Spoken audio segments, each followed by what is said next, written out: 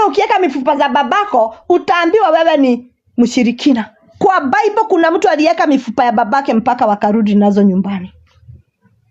I wish my pastor you preach the reality.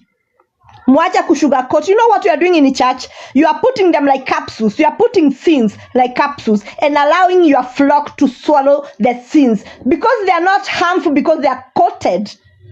You allow your shepherd, the sheep, they swallow the sins. Just because they are colorful. They are in pink color. They are in red color. Now they can swallow the sins.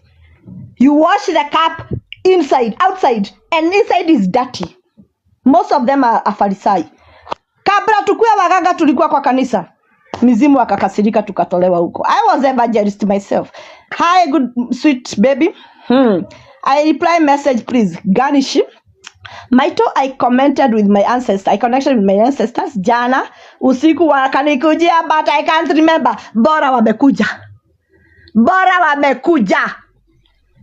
Asanti, siku hizi hatuogopi mizimu wetu. Hata kwa Bible kuna mtu alituma bibi yake akamwambia nenda kwa mganga akaniamshie mtu fulani. Hata Suleimani akapoteza punda. Kitu yenye haina maana. Akaambia kijakazi wake tutafute mganga kwa hii kijiji. Atuambie mahali punda iko.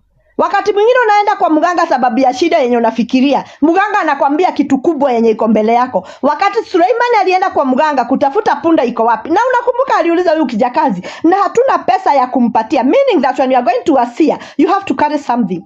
Wakaenda kwa yule mtu akaambiwa you will be a king. Mimi leo nimekuwa pastor, Juke Thomas ako hapa. Pastor, unaona vile umeniamsha? Poa sana. Pastor ameniamsha. I was an evangelist before becoming because hizi madhabahu mnatoa pastor. Mnangoa madhabahu ya babu yangu. Na tuko kwa mchanga ya babu yangu. Ati tunangoa. Unangoa mababu ya jadi na jadi. As who? Nilikuwa ninaombewa demoni naenda kufanywa.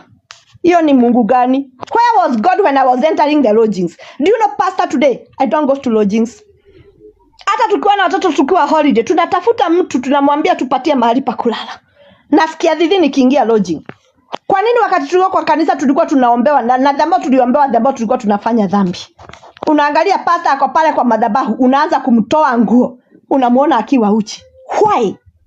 Dhambi tunaombewa dhambi tunafanya dhambi. I love you so. I have so many testimonies aki for real. Waithera. Yes, sioni namba yako iko kwa bio. Sure, true. Yes, mtanifanya nikuwe pastor leo. Hicho kishashi ni kama kimeambiwa hivyo. Kama